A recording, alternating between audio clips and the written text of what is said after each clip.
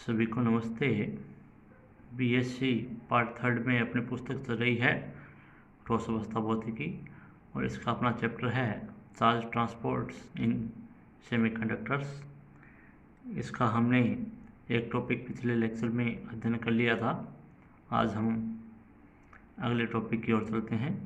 अगला टॉपिक है माध्यित अर्धचालकों में वाहक सांद्रता।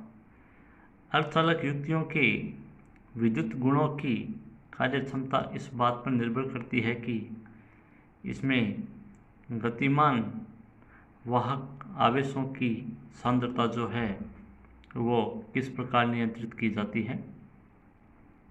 इसके लिए पहले हम n प्रकार के अर्धचालक में वाहक सांद्रता का अध्ययन करते हैं। इसके लिए माना कि इस अर्धचालक को Nd दाता परमाणु प्रति इकाई आयतन से मादित किया गया है। दाता परमाणु की आयनन ऊर्जा Ed है, जिसे हमने संलग्न चित्र में दर्शाया है।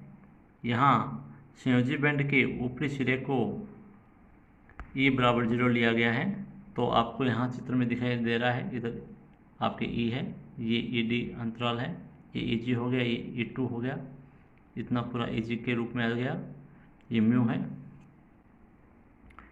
n प्रकार के अर्धचालक में अतिरिक्त इलेक्ट्रॉन के दाता परमाणु से बंधे रहने या उसके मूल हाइड्रोजनिक अवस्था में रहने की जो प्रायिकता है वो प्रायिकता फर्मी डिराक फलन से निम्न प्रकार दी जाती है। Fe2 = 1/1 plus exponential beta E2 minus mu. इसमें हमने इसको बीटा E2 माइनस म्यू को x लिख दिया है, तो ये समीकरण इस रूप में चेंज हो जाएगी। 1/1 प्लस एक्सपोनेंशियल x, समीकरण एक है ये। यहाँ x का जो मान है वो ये है बीटा E2 माइनस म्यू, और जो बीटा है यहाँ पे इस बीटा का मान 1/kT है, या kT इनवर्स है। और E2 का जो मान है वो आपके आ जाएगा Eg माइनस Ed।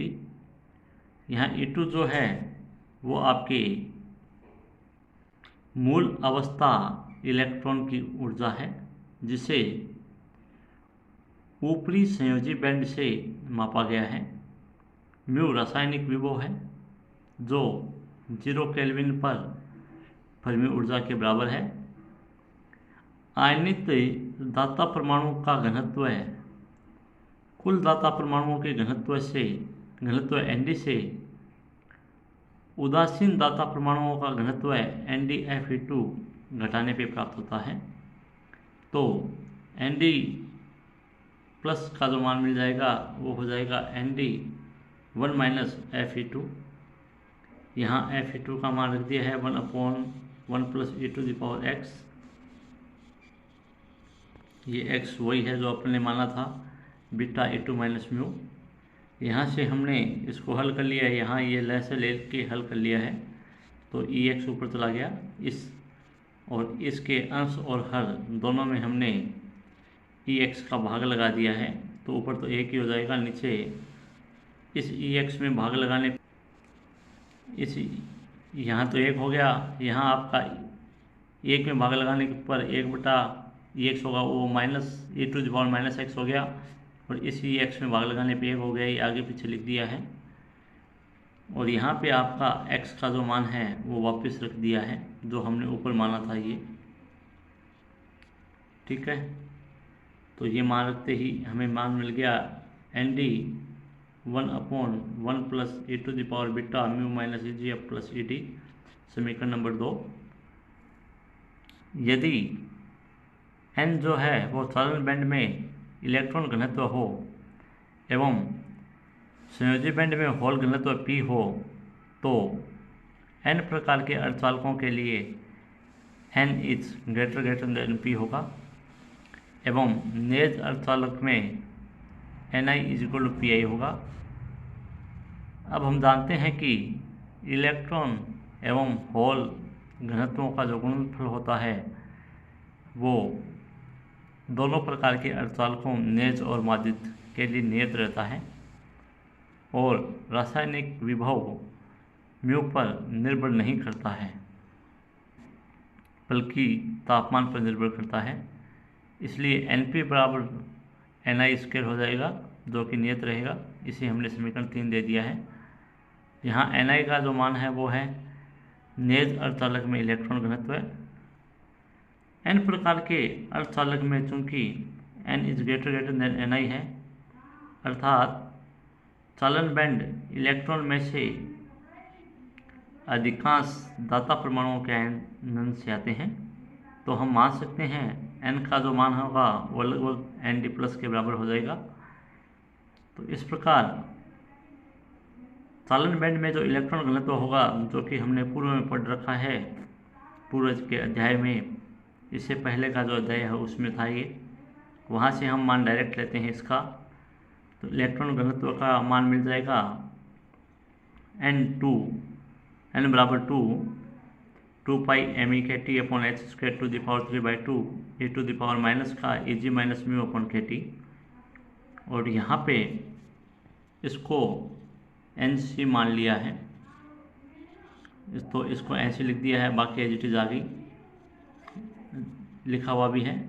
Nc बराबर 2 पाई MEkT/h²⁵, जो कि चालन बैंड में प्रभावी अवस्थाओं का घनत्व है। तो यहाँ से आपका N का जो मान है वो मिल जाता है। N बराबर Nc e⁻β⁻μ-Eg। यहाँ आप बीटा और kT में भ्रमित नहीं होना, क्योंकि बीटा का मान 1/kT है, बीटा का जो मान होता है वो 1/kT है, और ये माइनस अंदर चला गया है। तो इस प्रकार हमारे पास जो समीकरण ये हैं, उनमें से हम समीकरण 2, 4 और 6 काम में लेते हैं। 6 में हमारे पास N का मान है, 4 हमें कैरी है, N और Nd लगभग बराबर है, और 2 में हमारे पास Nd का मान है। तो इस प्रकार समीकरण 2, 4 और 6 से Nc e⁻β⁻μ-Eg बराबर मिल जाएगा Nd/1 e⁻μ-Eg+Ed। ये कह रहा है कि समीकरण 2 और 6 आपस में बराबर हैं, इसकी मूल बात यही है।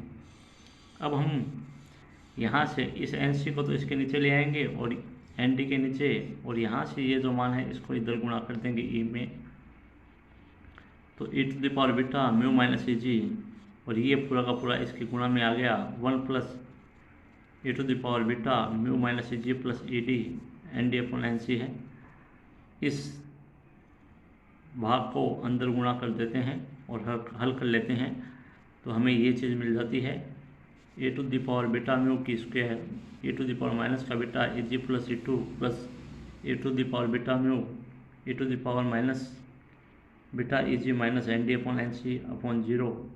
Eg-Eg-Nd/Nc बराबर 0 समीकरण 7 मिल जाती है।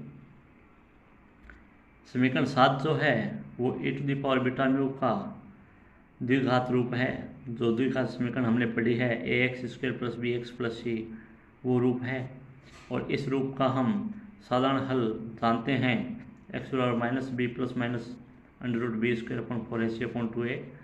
ये रूप हम जानते हैं कि जब एक समीकरण द्विघात के रूप में है तो x का मान ये होता है।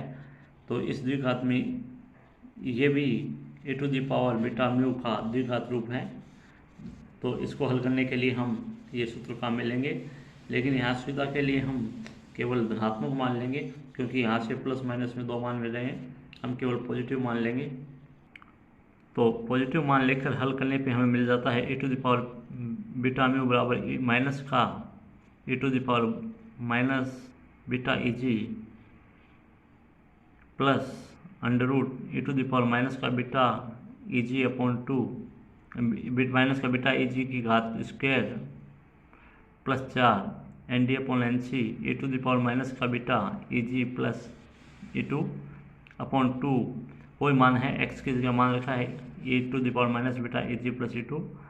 इसको हल करने पे हमें मिल जाता है -1 प्लस √1 + 4 Nd/Nc e⁻β⁻E2/2 समीकरण 8। इस प्रकार हम दो परिस्थितियों पे विचार करते हैं। पहली जो परिस्थिति है वो उच्च ताप की है, दूसरी परिस्थिति जो होगी वो निम्न ताप की होगी। तो पहली परिस्थिति जब उच्च ताप की है तो उसके लिए for ND/NC e⁻ minus E2/kT less than T होगा, समीकरण नंबर 9 हो जाएगी। यहाँ बीटा का जो मान है वो 1/kT है, तो बीटा और 1/kT आपस में चेंज करके लिखे गए हैं, तो इसमें आप भ्रमित ना हो। अब आपको समीकरण 8 जो है इसका हम टेलर विस्तार करते हैं और उच्च पदों को नगण्य करके केवल प्रथम दो पद लेते हैं। तो प्रथम दो पद लेने पे e⁻β का जो मान मिल जाएगा वो लगभग हो जाएगा -1 plus 4 ND/NC e⁻β minus E2/2 upon 2 e⁻ का बीटा E2। इसको हल कर लेंगे प्लस माइनस को, तो लगभग मिल जाएगा आपको ND/NC e⁻β दोनों तरफ लॉग ले लेंगे, तो ln e⁻μ/kT। यहाँ बीटा का मान वापस 1/kT रख दिया है, बीटा का मान 1/kT है। इधर ND/NC के ln लॉग आ गया है, प्लस लॉग e⁻kT हो गया है। तो ये लॉग और e आपस में कैंसिल हो जाते हैं, μ/kT मिल गया। ये आपका ये लॉग और e कैंसिल हो गई, इसको पहले लिख दिया है, इसको बाद में लिखा है। अब ये जो kT है इस kT का इधर गुणा कर दिया है, तो ये तो Eg kT इससे कैंसिल हो गया, Eg बच गया और यहाँ इसमें kT गुणा में आ गया है। अब यहाँ ND/NC है तो NC/ND लिखा है, तो वो घात -1 होके यहाँ पे आ गई लॉग के कारण। तो समीकरण 11 से आपको म्यू का मान मिल गया है। समीकरण 11 से म्यू का जो मान है वो समीकरण 6 में रख देते हैं। समीकरण 6 में रखने पे n का जो मान है वो लगभग मिल जाता है NC e⁻β mu minus Eg, जो लगभग बराबर हो जाता है NC e⁻β Eg plus kT ln ND/NC minus Eg। इसमें भी आपको हल हो जाता है, Eg कैंसिल हो जाएगा, बीटा से kT कैंसिल हो जाएगा। तो फाइनली आपको n का जो मान होता है वो NC ND/NC, NC से NC गया, लगभग ND के बराबर हो गया। अर्थात उच्च तापमान की सीमा में सभी धातु परमाणु जो होते हैं वो आयनित हो जाते हैं एवं चालन बैंड में इलेक्ट्रॉन घनत्व लगभग धातु परमाणु घनत्व ND के बराबर हो जाते हैं। अब अपन बात करते हैं निम्न ताप पर।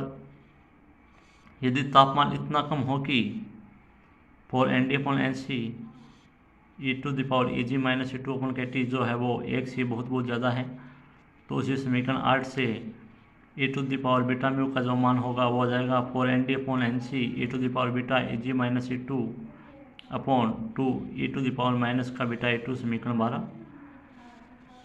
तो इसको जब हम हल करते हैं तो ये आपका 4 तो कट जाएगा, 4 की घात 1/2 है, इस 2 से कट जाएगा। इस ND/NC की घात 1/2 कर दी है, इसको हमने एक्सपोनेंशियल में लिख दिया है बीटा Eg माइनस, और ये आपका नीचे बटा में था वो ऊपर जाके घात माइनस में थी वो घात प्लस में आ गई है। तो इसको हल करके फाइनली आपकी ये E और ये E है, तो ये फाइनली हल होके एक्सपोनेंशियल है और ये भी एक्सपोनेंशियल है, तो दोनों हल होके आपको समीकरण 13 मिल जाती है।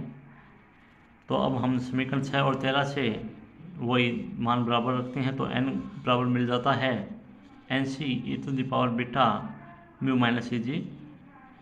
तो n यहाँ पे वापस NC तो आपका था और बाकी मान रख दिए हैं, बाकी मान रख के हल करने पे हमें मिल जाता है n बराबर ND/NC की घात 1/2 e⁻ माइनस के Ed/2kT। नियत ताप पे n हमें प्राप्त होता है n प्रोपोर्शनल टू ND। अब समीकरण 13 जो है ऊपर, इस समीकरण 13 को म्यू के लिए अगर हम हल करते हैं तो इस समीकरण 13 को म्यू के लिए हल करने पर हमें मिल जाता है बीटा म्यू बराबर 1/2 ln ND/NC plus beta Eg plus E2/2। यहाँ से म्यू का जो माना जाता है वो बीटा इधर आ गया है, बटे में, और ये बीटा जो है वो बटे में आ गया है। ये एन सी एन डी आपस में ऊपर नीचे हो गए तो ये माइनस हो गया, प्लस ये बीटा कैंसिल हो गया क्योंकि ये बीटा इधर आएगा, ये ई जी आ गया, ई टू की जगह ई जी माइनस ई डी लिख दिया है। फाइनली ये दोनों आपके कैंसिल हो गए तो माइनस का ई डी बच गया है। तो म्यू का मान आपको मिल गया, ये आपके 2 ई जी हैं, 2 ई जी हैं तो 2 ई जी 1/2 जो है वो 2 ई जी में 2 से 2 कैंसिल हो गया, ई जी बच गया, माइनस का 1/2 A D plus K T L N N C upon N D, समीकरण 14 मिल गई है। तो समीकरण 14 जो है वो नियत ताप पर म्यू के मान को दर्शाती है। तो इस प्रकार आज का आपका जो टॉपिक रहा वो रहा माध्यित अर्धचालकों में वाहक सांद्रता। नेक्स्ट क्लास में हम दूसरा टॉपिक देखेंगे। Thank you.